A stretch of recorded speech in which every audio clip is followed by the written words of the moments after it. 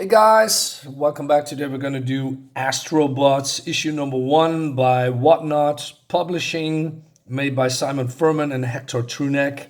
I was looking for something new and fresh, and although I do not collect IDW's Transformers because I don't know, I don't like that at all, don't like the art. This came along and I said, yeah, let's dive in. Although there's not really Transformers, it's more like robots in space, and that's exactly what I need. So let's dive in and see if it's actually good or not. Anyway, I must say the art looks really, really good in my opinion. I know there's some Photoshop effects in here, but whoever did the Photoshop, great job. That's not what I'm saying much, but I must credit what credit is due. And I'm sorry, my eyes are still, not good, and my infection in my eyes is it's taking too long. But I cannot help it. I need to go back to the doctor in 2 months or something. So that means I cannot read everything correctly. Anyway, so there's a voice talking about that they are here for humanity. They serve humanity. And when AI took over, there was some mistakes made. But he says, nevertheless, I remain true to our most fundamental directive, that somewhere, the human race must endure. We are the Pathfinders pioneers, breaking new ground in the furthest reaches of our galaxy. The architects of a new, better Earth. We are Astrobots. Art, like I said, looks cool. This is a city that breathes, well, not really, they are robots, but it has, you know what I mean, right? It looks just cool, and it has, a lot of depth shading, detail through this whole book that I really like. The designs of the robots are pretty cool too. And so that is a voice. My fellow citizens, this is auspicious, or momentous day for Atlas City. So this guy's called himself Atlas, and he names the city after him. As such, as I entreat you to take the time for our earnest endeavors and look up and see what we have built. Just look up, gaze in the wonder what we have built. And so he's making a speech that it's going to be colonized by humans. That's their whole purpose. And he is preparing the humans to come to this planet, for repopulation, etc. And he says, they shall come into this Garden of Eden naked, Adam and Eve's all, and we shall be the shepherds, guide them then not merely to a new pastures, but in better existence. The design is pretty cool, I think.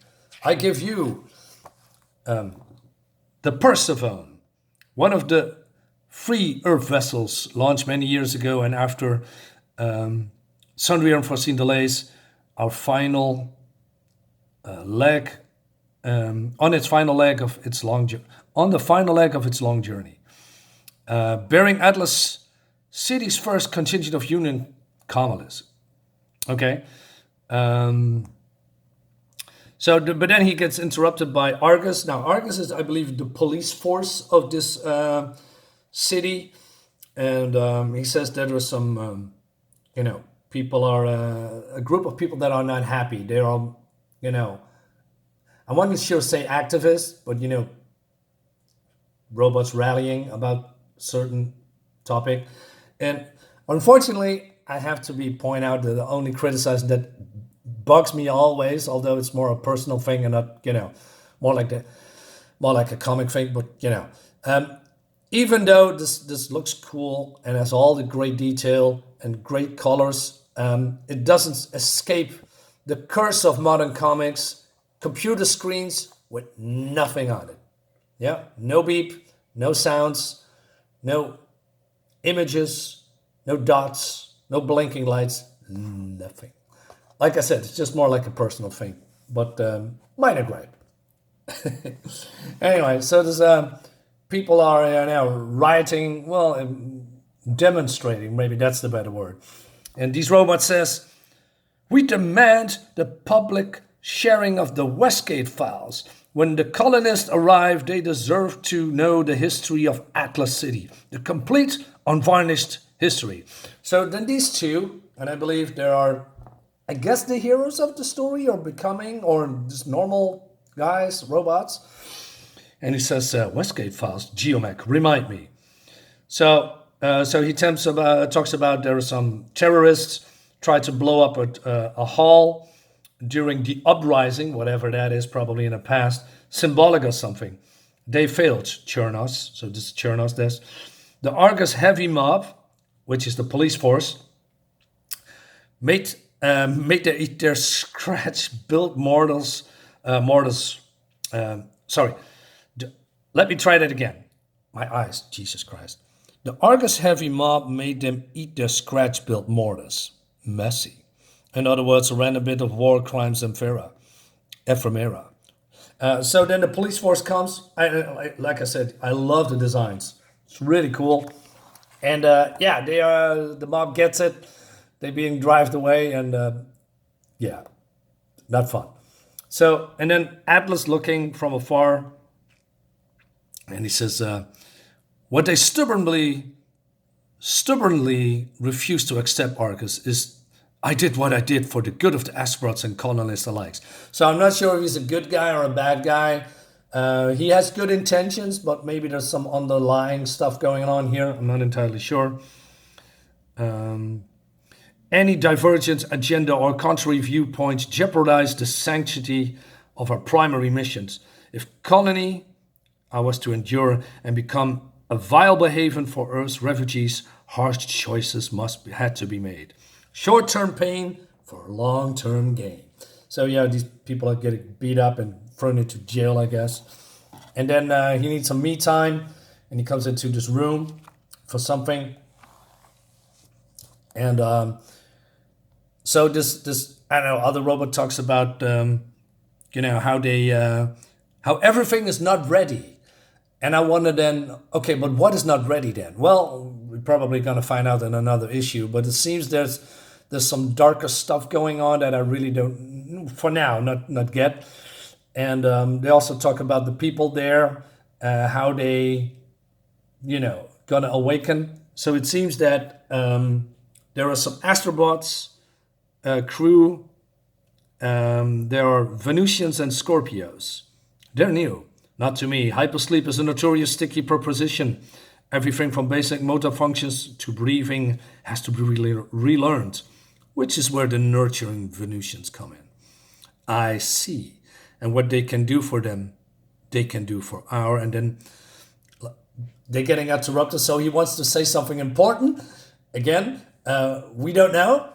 And but then he gets a call from Argus. And he says, hey, what's going on? And then, so Argus says that the whole activist thing, well, it's not really an activism, but the why am I forgetting? I just said it a moment ago, Jesus Christ. Well, it seems there was all a diversion, right? The protesting. Yeah, it says here, why didn't I read it? So they blew up some kind of a station at substation 17.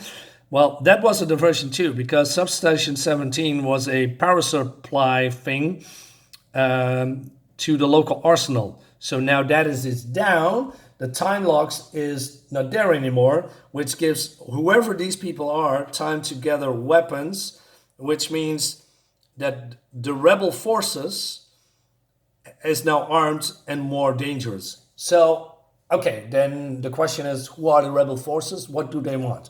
Maybe they know something about the dark thing that goes on in Atlas City. That's not being revealed yet, but that's my guess.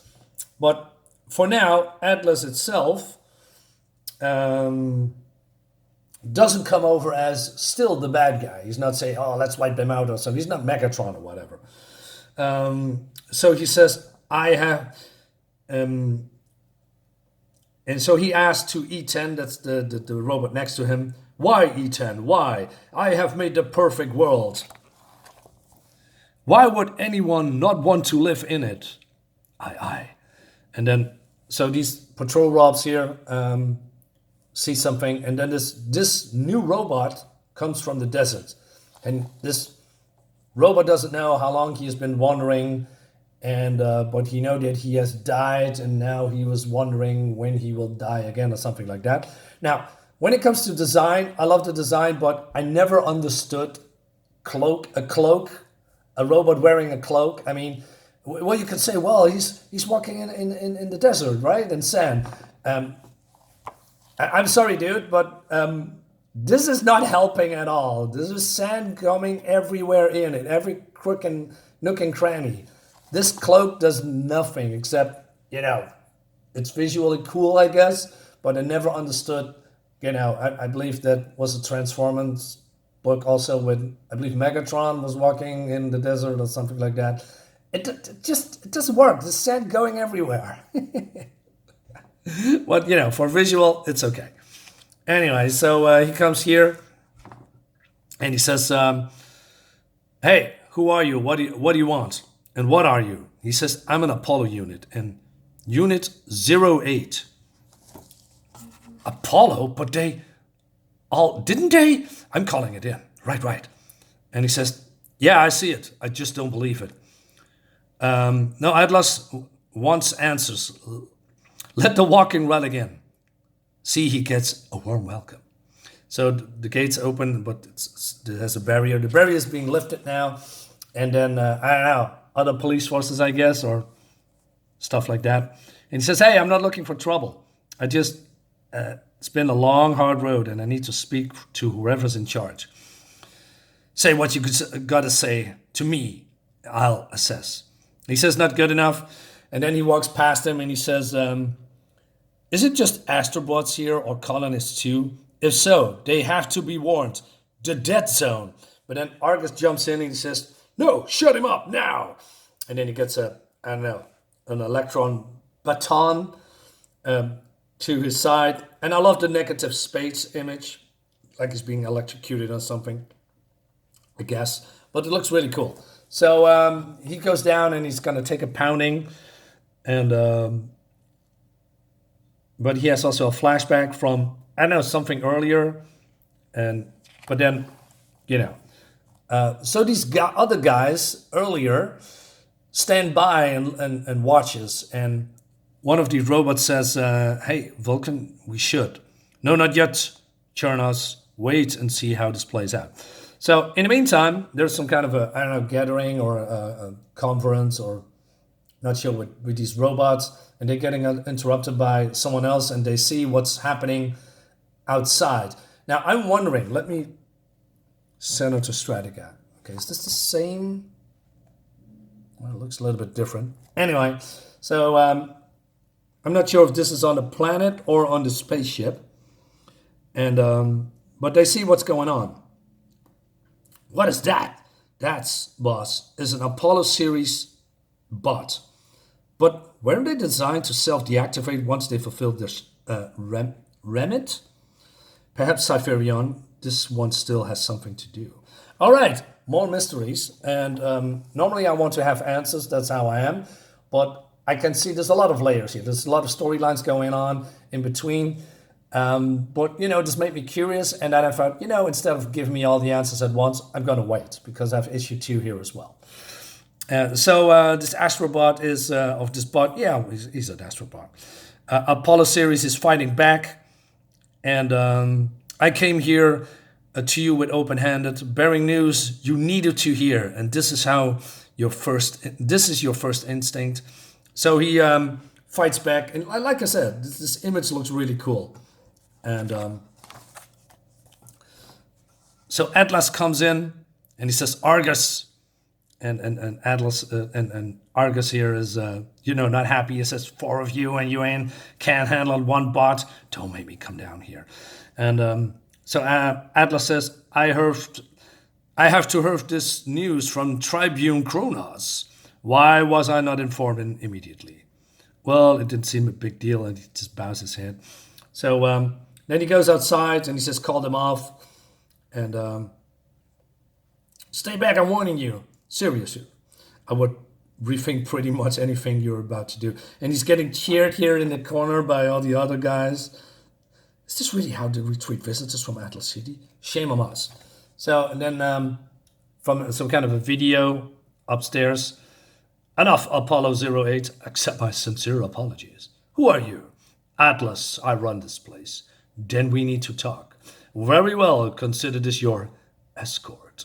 Again, art looks really cool. Love the designs. And he says, well, hey, take me to your leader. So Argus says, hey, is this wise? Apollo says, I'm not sure why I'm saying Argus all the time. So Atlas says, so I'm curious how he survived, what he knows about the dead zone, and ultimately, is he a friend or foe? Is he an Autobot or a Decepticon? Besides, he says,